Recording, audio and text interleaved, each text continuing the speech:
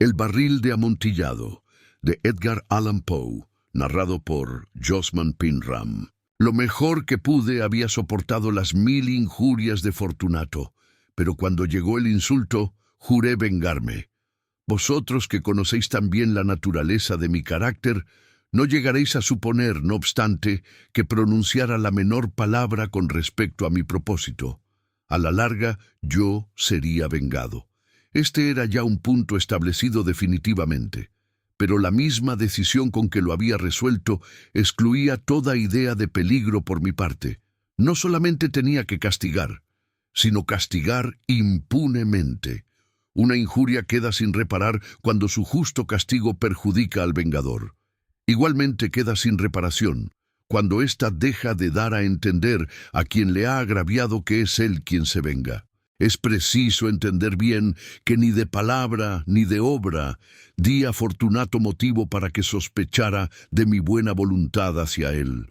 Continué, como de costumbre, sonriendo en su presencia, y él no podía advertir que mi sonrisa entonces tenía como origen en mí la de arrebatarle la vida. Aquel Fortunato tenía un punto débil, aunque en otros aspectos era un hombre digno de toda consideración y aún de ser temido. Se enorgullecía siempre de ser un entendido en vinos. Pocos italianos tienen el verdadero talento de los catadores. En la mayoría, su entusiasmo se adapta con frecuencia a lo que el tiempo y la ocasión requieren, con objeto de dedicarse a engañar a los millonarios ingleses y austríacos. En pintura y piedras preciosas, Fortunato, como todos sus compatriotas, era un verdadero charlatán, pero en cuanto a vinos añejos, era sincero. Con respecto a esto, yo no difería extraordinariamente de él. También yo era muy experto en lo que se refiere a vinos italianos, y siempre que se me presentaba ocasión compraba gran cantidad de estos. Una tarde, casi al anochecer, en plena locura del carnaval, encontré a mi amigo. Me acogió con excesiva cordialidad, porque había bebido mucho. El buen hombre estaba disfrazado de payaso. Llevaba un traje muy ceñido, un vestido con listas de colores y coronaba su cabeza con un sombrerillo cónico adornado con cascabeles. Me alegré tanto de verle que creí no haber estrechado jamás su mano como en aquel momento. «Querido Fortunato», le dije en tono jovial, «este es un encuentro afortunado, pero qué buen aspecto tiene usted hoy. El caso es que he recibido un barril de algo que llaman amontillado, y tengo mis dudas». «¿Cómo?», dijo él. «¿Amontillado? ¿Un barril? Imposible, y en pleno carnaval». «Por eso mismo le digo que tengo mis dudas», contesté, e iba a cometer la tontería de pagarlo como si se tratara de un exquisito amontillado sin consultarle. No había modo de encontrarle a usted y temía perder la ocasión. «Amontillado. Tengo mis dudas. Amontillado. Y he de pagarlo. Amontillado». Pero como supuse que estaba usted muy ocupado, iba ahora a buscar a Luchesi. Él es un buen entendido. Él me dirá... Luchesi es incapaz de distinguir el amontillado del Jerez. Y no obstante, hay imbéciles que creen que su paladar puede competir con el de usted. Vamos, vamos allá. ¿A dónde? A sus bodegas. No, mi querido amigo, no quiero abusar de su amabilidad. Preveo que tiene usted algún compromiso. Luchesi. No tengo ningún compromiso. Vamos. No, amigo mío. Aunque usted no tenga compromiso alguno, veo que tiene usted mucho frío. Las bodegas son terriblemente húmedas. Están materialmente cubiertas de salitre. A pesar de todos, vamos. No importa el frío. Amontillado. Le han engañado a usted, y Luchesi no sabe distinguir el Jerez del amontillado. Diciendo esto, Fortunato me cogió del brazo. Me puse un antifaz de seda negra y, ciñéndome bien al cuerpo mi roqueler, me dejé conducir por él hasta mi palazzo. Los criados no estaban en la casa. Habían escapado para celebrar la festividad del carnaval. Ya antes les había dicho que yo no volvería hasta la mañana siguiente, dándoles órdenes concretas para que no estorbaran por la casa. Estas órdenes eran suficientes, de sobra lo sabía yo, para asegurarme la inmediata desaparición de ellos en cuanto volviera las espaldas. Cogí 2 antorchas de sus hacheros, entregué a Fortunato una de ellas y le guié, haciéndole encorvarse a través de distintos aposentos por el abovedado pasaje que conducía a la bodega. Bajé delante de él una larga y tortuosa escalera, recomendándole que adoptara precauciones al seguirme. Llegamos, por fin, a los últimos peldaños y nos encontramos, uno frente a otro, sobre el suelo húmedo de las catacumbas de los Montresors. El andar de mi amigo era vacilante, y los cascabeles de su gorro cónico resonaban a cada una de sus zancadas. ¿Y el barril?, preguntó. «Está más allá», le contesté. «Pero observe usted esos blancos festones que brillan en las paredes de la cueva». Se volvió hacia mí y me miró con sus nubladas pupilas, que destilaban las lágrimas de la embriaguez. «¿Salitre?», me preguntó por fin. «Salitre», le contesté. «Hace mucho tiempo que tiene usted esa tos». «Ejem, ejem, ejem, ejem, ejem, ejem, ejem, ejem». A mi pobre amigo le fue imposible contestar hasta pasados unos minutos. «No es nada», dijo por último. «Venga», le dije enérgicamente. «Volvámonos. Su salud es preciosa, amigo mío. Es usted rico, respetado, admirado, querido. Es usted feliz, como yo lo he sido en otro tiempo. No debe usted malograrse. Por lo que a mí respecta es distinto. Volvámonos. Podría usted enfermarse y no quiero cargar con esa responsabilidad. Además, cerca de aquí vive Lucchesi». «Basta», me dijo. «Esta tos carece de importancia. No me matará. No me moriré de tos». «¿Verdad, verdad?», le contesté. «Realmente no era mi intención alarmarle sin motivo, pero debe tomar precauciones. Un trago de este Medoc le defenderá de la humedad». Y diciendo esto, rompí el cuello de una botella que se hallaba en una larga fila de otras análogas, tumbadas en el húmedo suelo. «Beba», le dije, ofreciéndole el vino. Se llevó la botella a los labios, mirándome de soslayo. Hizo una pausa y me saludó con familiaridad. Los cascabeles sonaron. «Bebo», dijo, «a la salud de los enterrados que descansan en torno nuestro, y yo por la larga vida de usted». De nuevo me cogió de mi brazo y continuamos nuestro camino. «Esas cuevas», me dijo, «son muy vastas». «Los Montresors», le contesté, «era una grande y numerosa familia.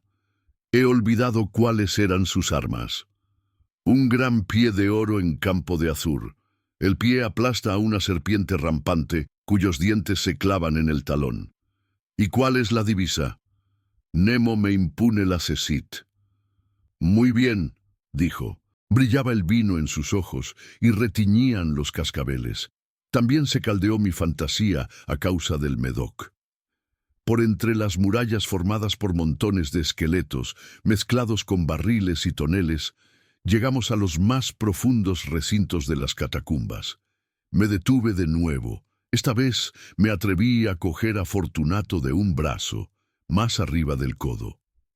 «El salitre», le dije, «vea usted cómo va aumentando. Como si fuera musgo, cuelga de las bóvedas. Ahora estamos bajo el lecho del río. Las gotas de humedad se filtran por entre los huesos. Venga usted, volvamos antes de que sea muy tarde. Esa tos...» «No es nada», dijo. «Continuemos, pero primero echemos otro traguito de Medoc». Rompí un frasco de vino de Grave y se lo ofrecí. Lo vació de un trago. Sus ojos llamearon con ardiente fuego. Se echó a reír y tiró la botella al aire con un ademán que no pude comprender. Le miré sorprendido. Él repitió el movimiento, un movimiento grotesco. «¿No comprende usted?», preguntó. «No», le contesté. «Entonces, ¿no es usted de la hermandad?» «¿Cómo? ¿No pertenece usted a la masonería?» «Sí, sí», dije. «Sí, sí». «¿Usted? Imposible». «¿Un masón?» «Un masón», repliqué. «A ver, un signo», dijo. «Este», le contesté sacando de debajo de mi roqueler una paleta de albañil. «Usted bromea», dijo, retrocediendo unos pasos. «Pero en fin, vamos por el amontillado». «Bien», dije, guardando la herramienta bajo la capa y ofreciéndole de nuevo mi brazo. Se apoyó pesadamente en él y seguimos nuestro camino en busca del amontillado. Pasamos por debajo de una serie de bajísimas bóvedas, bajamos, avanzamos luego, descendimos después y llegamos a una profunda cripta, donde la impureza del aire hacía enrojecer más que brillar nuestras antorchas. En lo más apartado de la cripta se descubría otra menos espaciosa. En sus paredes habían sido alineados restos humanos, de los que se amontonaban en la cueva de encima de nosotros, tal como en las grandes catacumbas de París. 3 lados de aquella cripta interior estaban también adornados del mismo modo. Del cuarto habían sido retirados los huesos y yacían esparcidos por el suelo, formando en un rincón un montón de cierta altura. Dentro de la pared, que había quedado así descubierta por el desprendimiento de los huesos, se veía todavía otro recinto interior, de unos 4 pies de profundidad y 3 de anchura, y con una altura de 6 o 7. No parecía haber sido construido para un uso determinado, sino que formaba sencillamente un hueco entre 2 de los enormes pilares que servían de apoyo a la bóveda de las catacumbas, y se apoyaba en una de las paredes de granito macizo que las circundaban. En vano, Fortunato, levantando su antorcha casi consumida, trataba de penetrar la profundidad de aquel recinto. La débil luz nos impedía distinguir el fondo. «Adelántese», le dije. «Ahí está el amontillado. Si aquí estuviera Luchesi». «Es un ignorante», interrumpió mi amigo, avanzando con inseguro paso y seguido inmediatamente por mí. En un momento llegó al fondo del nicho, y al hallar interrumpido su paso por la roca, se detuvo atónito y perplejo. Un momento después había yo conseguido encadenarlo al granito. Había en su superficie 2 argollas de hierro, separadas horizontalmente una de otra por unos 2 pies. Rodear su cintura con los eslabones para sujetarlo fue cuestión de pocos segundos. Estaba demasiado aturdido para ofrecerme resistencia. Saqué la llave y retrocedí, saliendo del recinto. «Pase usted la mano por la pared», le dije, «y no podrá menos que sentir el salitre. Está en efecto muy húmeda. Permítame que le ruegue que regrese». «¿No? Entonces no me queda más remedio que abandonarlo, pero debo antes prestarle algunos cuidados que están en mi mano». «¡El amontillado!», exclamó mi amigo, que no había salido aún de su asombro. «Cierto», repliqué, «el amontillado». Y diciendo estas palabras, me atareé en aquel montón de huesos a que antes he aludido. Apartándolos a un lado, no tardé en dejar al descubierto cierta cantidad de piedra de construcción y mortero. Con estos materiales y la ayuda de mi paleta, empecé activamente a tapar la entrada del nicho. Apenas había colocado al primer trozo de mi obra de albañilería cuando me di cuenta de que la embriaguez de Fortunato se había disipado en gran parte. El primer indicio que tuve de ello fue un gemido apagado que salió de la profundidad del recinto. No era ya el grito de un hombre embriagado. Se produjo luego un largo y obstinado silencio. Encima de la primera hilada coloqué la segunda, la tercera y la cuarta, y oí entonces las furiosas sacudidas de la cadena. El ruido se prolongó unos minutos, durante los cuales, para deleitarme con él, interrumpí mi tarea y me senté en cuclillas sobre los huesos. Cuando se apaciguó, por fin, aquel rechinamiento, cogí de nuevo la paleta y acabé sin interrupción las quinta, sexta y séptima hiladas. La pared se hallaba entonces a la altura de mi pecho. De nuevo me detuve, y levantando la antorcha por encima de la obra que había ejecutado, dirigí la luz sobre la figura que se hallaba en el interior. Una serie de fuertes y agudos gritos salió de repente de la garganta del hombre encadenado, como si quisiera rechazarme con violencia hacia atrás. Durante un momento vacilé y me estremecí. Saqué mi espada y empecé a tirar estocadas por el interior del nicho, pero un momento de reflexión bastó para tranquilizarme. Puse la mano sobre la maciza pared de piedra y respiré satisfecho. Volví a acercarme a la pared y contesté entonces a los gritos de quien clamaba. Los repetí, los acompañé y los vencí en extensión y fuerza. Así lo hice, y el que gritaba acabó por callarse. Ya era medianoche, y llegaba a su término mi trabajo. Había dado fin a las octava, novena y décima hiladas. Había terminado casi la totalidad de la oncena, y quedaba tan solo una piedra que colocar y revocar. Tenía que luchar con su peso. Solo parcialmente se colocaba en la posición necesaria. Pero entonces salió del nicho una risa ahogada que me puso los pelos de punta. Se emitía con una voz tan triste que con dificultad la identifiqué con la del noble Fortunato. La voz decía: «Ja, ja, ja, jejeje, buena broma, amigo, buena broma, lo que nos reiremos luego en el palazzo, jejeje, a propósito de nuestro vino, jejeje». «El amontillado», dije. «Jejeje, sí, el amontillado, pero no se nos hace tarde. ¿No estarán esperándonos en el palazzo Lady Fortunato y los demás? Vámonos». «Sí», dije, «vámonos ya». «Por el amor de Dios, Montresor». «Sí», dije, «por el amor de Dios». En vano me esforcé en obtener respuesta a aquellas palabras. Me impacienté y llamé en alta voz: «Fortunato». No hubo respuesta y volví a llamar: «Fortunato». Tampoco me contestaron. Introduje una antorcha por el orificio que quedaba y la dejé caer en el interior. Me contestó solo un cascabeleo.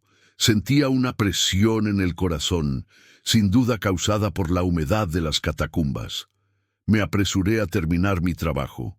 Con muchos esfuerzos coloqué en su sitio la última piedra y la cubrí con argamasa. Volví a levantar la antigua muralla de huesos contra la nueva pared. Durante medio siglo nadie los ha tocado. In pace requiescat. Fin. No olvides darle like, dejar tu comentario, suscribirte al canal y activar la campanita. Nos vemos en la próxima narración.